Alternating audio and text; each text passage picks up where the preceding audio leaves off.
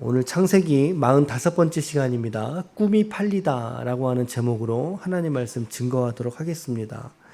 어제 세겜으로 형들을 찾아갔던 요셉이 형들을 만나지 못하자 주변에서 헤매고 있는 요셉을 주변 사람들이 본 거죠.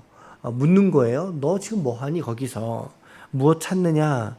요셉이 이르기를 여기서 양치던 사람들을 못 보셨습니까? 제가 그들을 찾습니다. 그 사람들이 도단으로 건너간다고 하던데 거기까지 우리가 봤죠. 헤브론에서 세겜까지의 거리가 약 80km, 그리고 세겜에서 도단까지의 거리가 20km 정도가 된다 그래요. 그러니까 이제 뭐 낙타나 어제 말씀 전할 때는 걸어가지 않았는가, 여러 가지 이야기가 있겠지만 낙타든지 아니면 나귀를 타든지 그렇게 이동했을 것 같아요. 100km 정도의 거리면은 상당히 큰 거리니까, 먼 거리니까. 18절 말씀해 보시면 요셉이 그들에게 가까이 오기도 전이죠. 오기도 전에 멀리에서부터 이제 요셉을 본 거예요. 근데 어떻게 요셉인 줄 알았을까요?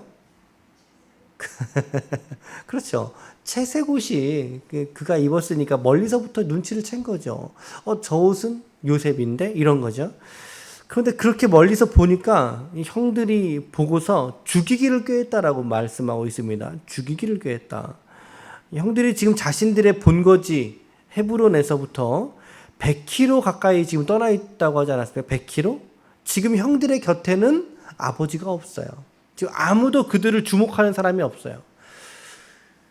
어쩌면 여러분 본색이라고 하는 것은요, 누가 볼 수 없는 상황, 누가 나를 안 보겠지 라고 생각이 들었을 때 거기서 본색이 드러나는 거죠. 본색이. 지금 형들이 그런 짝입니다. 아버지가 멀리 있고 지금은 요셉과 형들만 있기 때문에 형들이 요셉을 지금 어찌하기가 너무나 좋은 환경이 되고 말았다는 거죠. 우리가 죄를 지을 때에도 마찬가지인 것 같아요. 사실은 이런 조건들이 딱 들어맞았을 때 우리에게 조건과 상황이 맞는다면 우리 중에 죄를 짓지 않을 사람은 사실은 단 한 명도 없겠죠. 그 누구도 죄의 권세 아래에서 자유로울 사람은 없을 거예요. 누구의 시선 따위가 없을 때 나를 바라보고 있는 사람이 없어. 그리고 혼자 있을 때 혹은 단둘이 어떤 죄를 모의해서 일을 할 때, 범죄의 무리와 함께 있을 때 그런 정황 속에서 우리는 죄를 짓기가 너무나 수월하다는 거죠. 죄의 유혹에 빠지기가 쉽다는 것입니다. 오늘 형들이 그렇게 죄를 지으려고 서로 모의하기 시작했다는 거예요. 그런데 형들이 요셉을 죽이려고 했던 이유가 성경은 무엇이라고 말합니까? 19절 말씀에 서로 이르되 꿈꾸는 자가 오는도다. 상당히 비꼬는 말이죠. 꿈꾸는 자가 오는도다. 그래서 그를 죽여서 구덩이에 넣어서 죽었다고 하자. 그러면서 뭐라 그래요? 그의 꿈이 어떻게 되는지를 우리가 보리라. 그러니까 결국에는 꿈 때문이라는 거죠. 꿈 때문에. 그러니까 형들이 지금 요셉을 죽이려고 했던 이유는 단도직입적으로 말한다면 그의 꿈 때문이라는 것입니다. 그의 꿈이, 우리에게 했던 그의 말이, 그 듣기 싫었던 그 말이 어떻게 되는지 보자. 우리가 너를 이렇게 죽일 텐데, 혹은 죽은 이와 방불한 모습으로 내가 너를 대할 텐데, 그런데 네가 결국에는 어떻게 되는지 내가 보자. 이런 작당 모의를 하고 있을 때 이제 그 장남이었던 르우벤이 등장하게 되는 겁니다. 21절에 르우벤이 듣고, 이제 형제들의 모의함을 듣는 거죠. 듣고 요셉을 그들의 손에서, 죽이려고 하는 그들의 손에서 구원하려 하여 이르되 우리가 그의 생명은 해치지 말자, 광야에서 그의 피를 흘리지 말자 라고 하면서 형제들을 설득하는 장면입니다. 르우벤의 이 설득하는 의도는 뭐겠어요? 요셉을 살려서 아버지에게 지금 보내려고 한 거죠. 아버지의 이 사건 이후에 아버지의 어떤 고통을 르우벤이 좀 짐작했기 때문에 이가 죽어서는 안 된다라고 하는 판단이 들었던 거죠. 어쩌면 장남이었기 때문에 이런 생각을 했을지도 모르겠어요. 나름대로의 책임의식, 그리고 나름대로 생명의 귀중함을 이 맏형으로서 르우벤이 그렇게 형제들을 설득한 거죠. 이렇게 모의가 끝나고 난 이후에 요셉은 이제 쫄래쫄래 왔겠죠. 형들이 이런 모의를 한 줄도 모르고 이제 쫄래쫄래 형들에게 왔는데 형들이 갑자기 달려드는 거죠. 요셉에게 달려들어서 막무가내로 그의 옷을 벗깁니다. 채색 옷을 벗기죠. 이 벗길 때의 형들의 감정은 어떨까요? 그렇죠? 자기들의 편애의 상징, 아버지의 사랑을 독차지했던 이 옷을 잡아 뜯는 거죠. 그 옷을 벗기면서 요셉을 구덩이에다가 냅다 던져버린 것입니다. 그런데 성경에는 뭐라고 말하죠? 그 구덩이가 빈 것이라고 말합니다. 그 속에 물이 없었더라 라고 이야기하고 있어요. 우리는 여기서도 하나님께서 요셉을 향한 하나님의 신실하신 은혜가 흐르고 있다는 것을 우리가 발견하게 됩니다. 여러분, 이 웅덩이가요, 그 시대 속에서 여러 개의 웅덩이가 주변에 파았다 그러죠. 매일 성경에 보니까 2m에서 6m에 가까운 웅덩이를 팠다 그래요. 이거 단순한 우물이 아니라 넓게 이렇게 움지막하게 이렇게 판 거죠. 근데 평소에다가 여기다가 물을 담아 놓는 거예요. 물을 저장해 놓는 공간으로 쓰거나 혹은 죄수들을 여기다 가둬놓는 공간으로 쓴다는 거죠. 그러니까는 왜 보디발의 장군의 이제 아내의 그 시선을 피해 도망갔을 때 그가 옥에 보디발의 집에 있는 옥에 갇히잖아요. 그 옥하고 같은 단어예요, 이게. 그러니까는 죄인들을 가둬놓는 장소로 쓰거나 혹은 물을 담아두어서 이제 가뭄 때나 이럴 때 썼던 거죠. 만약에 여러분 생각해 보세요. 형들이 요셉을 구덩이에 던졌는데 거기에 물이라도 이렇게 가득 차 있었다면 어떻게 되겠어요? 뭐 최소 2m 아니면 뭐 깊으면은 뭐 5, 6m 된다면 거기서 이게 살아나올 재간이 좀 없지 않겠습니까? 아니면 물은 없는데 거기에 뱀이라도 우글거렸다면 어떻게 되겠어요? 뱀이라도. 좋아요. 뱀은 없었어요. 뱀이 없는데 거기에 동물의 사체가 막 있어가지고 동물의 사체가 있으면 거기에 뭐가 생기죠? 뭐 메탄이라든가 여러 안 좋은 가스가 차 있잖아요. 그렇죠? 만약에 동물은 없는데 거기에 그런 가스가 차 있는 공간이었으면 어떻게 되겠어요? 뭐 요셉은 그저 죽을 목숨이었다는 거죠. 어떠한 몇 가지의 조건만 갖춰졌어도 요셉은 충분히 죽을 수밖에 없는 상황이었다. 그런데 하나님이 어떻게 하세요? 마른 구덩이를 준비하셨다는 거죠. 형제들의 주변에 마른 구덩이를 준비하셨고 더욱이 그 안에 뱀이나 가스가 없는 생명을 보존할 수 있는 구덩이로서 준비하셨다. 저는 이 대목을 딱 지나가면서 여러분 좀 이렇게 드는 말씀의 구절이 없으세요 혹시? 저는 고린도전서 10장 13절 말씀이 생각이 났는데 읽어드릴게요. 사람이 감당할 시험밖에는 너희가 당한 것이 없나니. 그렇죠? 이 말씀 딱 떠오르죠. 오직 하나님은 미쁘사 너희가 감당하지 못할 시험당함을 허락하지 아니하시고 시험당할 즈음에 또한 피할 길을 내사 너희로 능히 감당하게 하시느니라. 아멘이세요?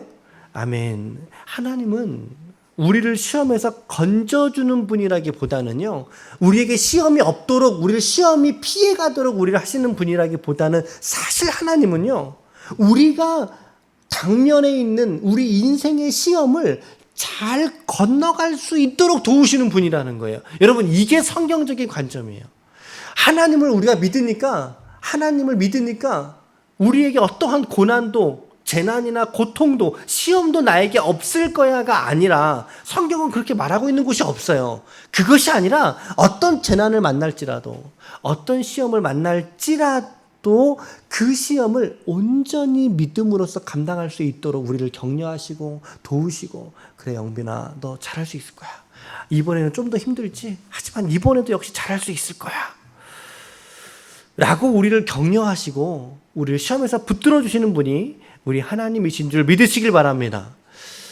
오늘 요셉을 보십시오.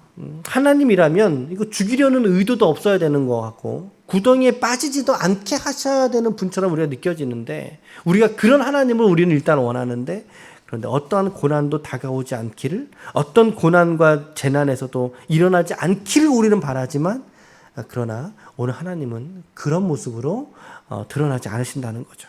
고난에서 건져주신 것이 아니라 오히려 요셉이 고난을 잘 받아낼 수 있도록 요셉을 돕고 계시는 하나님의 모습을 우리가 보게 됩니다. 결국에는 요셉이 구덩이에 빠집니다. 그러나 죽지 않습니다. 우리도 고난과 재난의 구덩이에 빠질 때가 있습니다. 그러나 우리도 죽지 않는다는 사실입니다. 죽지 않습니다. 이것이 성경이 말하는 하나님의 인도하심이라는 것입니다. 인도하심. 그러니까 우리 하나님의 인도하심을 묵상하면서 무언가 꼭 어떤 일들이 벗어나기만이 아니라, 물론 그렇게도 해주시죠. 하지만 그것이 전부가 아니라 그 일 안에서 우리를 신실하게 인도하시는 분이 하나님이시다라는 거예요. 하나님이 오늘 저와 여러분들을 보고 계십니다. 우리가 불 가운데 지나가면 순전한 철만 남듯이 그렇게 성도들을 인도하시고 붙드시는 것이 하나님의 방식이다라고 하는 거죠. 그런 하나님의 인도하심이 이제 요셉의 인생 속에서 이제 계속 이 사건 속에서 계속 펼쳐지게 되는데, 25절 말씀 보십시오. 25절에 그들이 앉아서 음식을 먹다가 눈을 들어서 봤다고 표현하고 있어요. 눈을 들어서 본즉 한 무리의 이스마엘 사람들이 길르앗에서 오는데 낙타의 향품과 유향과 몰약을 싣고 애굽으로 내려가는지, 상업하는 사람들이죠. 그러니까 상업하는 사람들이에요. 하나님의 인도하심은 어떤 상황에서 어떻게 누구를 통해서 일하실지 우리는 모르지 않습니까? 지금 요셉의 상황에서도 이스마엘 사람들이 그냥 지나쳐 가는 걸 몰랐다면 지나가는 걸 또 이렇게 잘 모를 수 있잖아요. 또 형제들이 눈을 들어서 바라보지 않았다면 어떻게 또 그들을 발견할 수 있겠습니까? 이것은 순전한 하나님의 인도하심의 과정이었다라고밖에 우리가 결론을 할 수밖에 없는 장면들이 등장하는 거죠. 이런 장면에서도 넷째 형님이에요. 유다가 등장하는 거죠. 유다가 이제 르우벤의 뒤를 이어서 요셉을 죽이지 말자라고 이제 설득합니다. 오히려 그를 팔아서 우리의 손을 그에게 대지 말자. 그는 우리의 동생이고 우리의 혈육이니라 중재안을 이제 내니까 형제들이 청종했다, 주의 깊게 들었다라고 이야기를 하고 있습니다. 다 같이 합의를 보고 나서 요셉을 얼마에 팔게 돼요? 요셉을 은 20에 팔게 되죠. 은 20에 팔게 돼요. 당시에 이제 노예를 사고 팔던 평균 금액 정도 된다 그래요. 요 정도가. 그러니까 노예로 판 거죠. 예수님은 은 몇에 팔렸어요? 은 30에 팔렸죠. 또 이렇게 은 주고 팔렸다는 대목들을 통해서 우리는 또 때로는 예수님의 어떤 모습과도 연관을 시키기도 하죠, 우리가. 이렇게 팔렸을 사이에 르우벤이 없었던 것 같아요. 잠시 자리를 비운 사이에 일어난 것 같아요. 르우벤이 와서 보니까 요셉이 없던 거죠. 팔렸던 요셉이 팔렸다는 걸 모른 거예요. 그러면서 이제 르우벤이 상당히 절규하고 절망하는 모습이에요. 애들이 죽였나 보다. 그러면서 나는 어디로 갈까? 이러면서 절규하는 르우벤의 모습을 보게 됩니다. 물론 이후에 형제들이 설명했겠죠. 근데 그런 장면은 오늘 성경에는 드러나 있지는 않아요. 그러면서 르우벤의 절규와 함께 31절 이제 아버지의 절규로 이어지죠. 큰아들의 절규와 아버지의 절규가 맞대어서 나옵니다. 31절 말씀에 그들이 요셉의 옷을 가져다가 순염소를 죽여서 그 옷을 피에 적시고 그의 채색 옷을 보내어 그의 아버지에게로 가지고 가서 이르기를 우리가 이것을 발견하였으니 아버지의 아들의 옷인가 보소서. 형제들은 이 말을 하면서도 지금 뭐라 그래요? 아버지의 아들의 옷인가 이렇게 말하죠. 상당히 이렇게 삼자적인 관점에서 이야기하지 않습니까? 그러니까 계속 아버지에 대한 서운함이 남아있는 거예요. 우리 동생 요셉의 옷인가 보소서 이런 표현이 아니라 아버지의 아들의 옷인가 보소서 이렇게 말하잖아요. 아버지의 고통과 고난에는 관심이 없이 그동안 그들이 받았던 어떤 차별적인 편애의 상처만 가지고 이야기하고 있는 형제들의 모습이지 않을까라고 우리가 좀 묵상할 수 있게 됩니다. 묵상하는 장면입니다. 이제 야곱이 아들의 거짓에 넘어가게 됐죠. 이거는 홀딱 넘어갈 수밖에 없는 상황이죠. 자기 옷을 찢고 굵은 배를 입고 슬퍼하게 됩니다. 그러면서 그 자녀들의 누구에게라도 위로받지 못하죠. 그러면서 이제 야곱이 어떻게 이런 표현을 썼을까라는 이제 불신앙적인 표현이 드러나게 되는데 35절이에요. 같이 한번 읽어볼게요. 35절 시작. 그의 모든 자녀가 위로하되 그가 그 위로를 받지 아니하여 이르되 내가 슬퍼하며 스올로 내려가 아들에게로 가리라 하고 그의 아버지가 그를 위하여 울었더라. 여기 보니까 야곱이 스올로 내려가 아들에게로 가리라 라고 하는 표현이 나와요. 이 표현이 좀 난해한 구절에 속합니다. 좀 해석하기 어려운. 어떤 사람은 이 구절을 야곱의 자살을 의미하는 구절이다. 야곱이 자살할 것을 미리 예고하는 그런 암시하는 표현이다라고 보거든요. 그런데 그렇게까지 가면은 좀 너무 멀리 가는 느낌이 좀 들고요. 이 구절이. 그렇게 해석하기보다 저는 그만큼 힘들었다. 그만큼 힘들었다는 거죠. 여러분, 우리도 이게 어려운 일 당하면 뭐라 그래요? 일 고되게 하고 난 뒤면 뭐라 그래요? 아이고, 힘들어? 우리도 그렇게 말하잖아요. 아이고, 힘들어 죽겠네. 그러잖아요. 근데 정작 그 이야기를 해놓고 정말 우리가 죽습니까? 그런 사람 없어요. 그렇죠? 그냥 우리가 정말 나 그만큼 힘들어. 나 그만큼 지금 힘들어. 라고 하는 거를 이제 드러내는 표현이잖아요. 그렇듯이 오늘 야곱도 그러한 맥락으로 이런 얘기를 했지 않았을까? 우리가 요 정도로 요 말씀 보시면은 적당할 것 같습니다. 그러니까 이 구절 가지고 성경에 자살을 옹호하는 구절로 이 구절을 갖고 오는 경우가 있어요. 있어서 드리는 말씀이에요. 이제 하나님의 인도하심의 발걸음을 이제 요셉이 갖게 되고 36절 미디안 사람들이 그를 애굽의 바로의 신하 친위대장 보디발에게 팔았더라 이렇게 말하고 있습니다. 중간중간에 제가 적용할 수 있는 몇 가지 말씀드렸는데 한 가지의 결론만 적용해 본다면요. 내가 하나님의 꿈을 꾸었고 그 꿈을 붙들었다면요. 여러분 반드시 그 꿈에 대한 대가를 지불할 용기와 대가를 지불할 결단이 있어야 된다는 거예요. 꿈은 그냥 이루어지지 않는다는 거죠. 물론 요셉의 이런 상황 속에서 요셉은 이런 인도하심을 당시의 상황에서는 모른 채 끌려가고 시간도 흘러가고 보낼 수도 있지만 우리는 다 알지 않습니까? 내가 꿈을 꾸고 또 그 꿈이 그냥 간단하게 오늘 내가 꾸었으니까 이제 내일 이루어지겠네 이렇게 접근할 수 없다라는 거죠.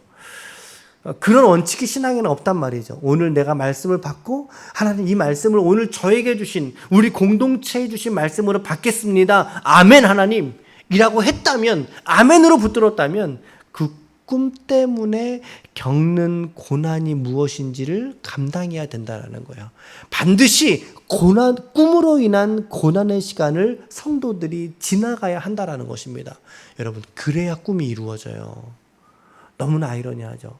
하나님은 꿈을 준과 동시에 그 꿈을 이루어가는 성도들의 삶 속에 그렇죠? 고난, 연단, 시험 혹은 불의의 재난과 같은 일들을 경험하게 하신다라는 거죠. 사람들이 대부분의 이 꿈을 이루지 못하는 이유가 뭐냐면 바로 꿈에 합당한 고난을 즐거워하지 않는다라는 거죠. 기뻐하지 않아요. 그 꿈 때문에 겪는 고난을 그가 참아내지 못한다라는 거죠. 누가 고난을 좋아하겠습니까? 하지만 우리에게 하나님이 주신 꿈이 있다면 반드시 그 사람은 그 가정은 그리고 그 교회는 그 꿈에 어울리는 고난의 시간이 필요하다는 거죠. 믿으십니까?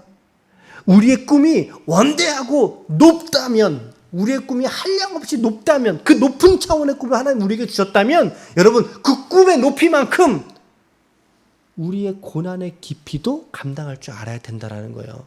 그럴 때 그 꿈이 실현이 되는 것이지 꿈은 높은데 우리가 이 땅에서 내가 당해내야 될 고난이 요만큼이다?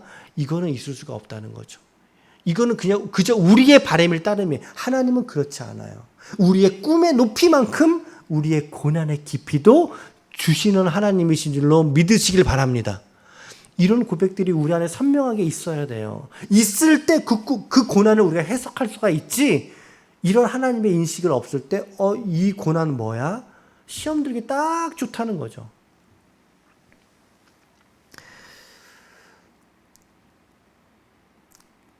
하나님이 주신 꿈이 있다면 그 가정과 그 교회는 그 꿈에 어울리는 고난의 시간, 그리고 꿈 때문에 내 인생이 팔릴지라도, 내 인생이 팔리는 경험까지라도. 그래서 오늘 설교 제목이 이제 꿈이 팔리다라고 이제 생각을 해봤는데, 우리의 꿈이 고난에 팔리는 것처럼 보일지라도 이 말입니다. 보일지라도 그 속에서 인내하고 감당할 수 있어야 된다.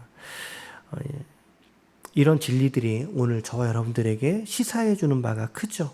오늘 내가 어떻게 살아야 될 것인가? 다시 한번 내가 어떤 삶의 태도로 오늘을 살아갈 것인가? 오늘 여러분들의 일상과 하루가 과연 꿈을 향한 하루입니까? 라고 하는 질문 앞에 우리 모두가 서야 한다는 것입니다.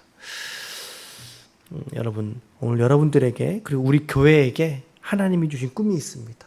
그 비전이 있고 소망이 있다면 반드시 이루어질 때까지 고난을 지나가고 또 연단을 주님과 함께 신실하게 지나가심으로 말미암아 하나님의 거룩한 꿈을 반드시 성취하고 이루어내시는 하나님의 거룩하고 복된 종들이 다 되시기를 예수님의 이름으로 간절히 축원합니다. 아멘. 기도하시겠습니다.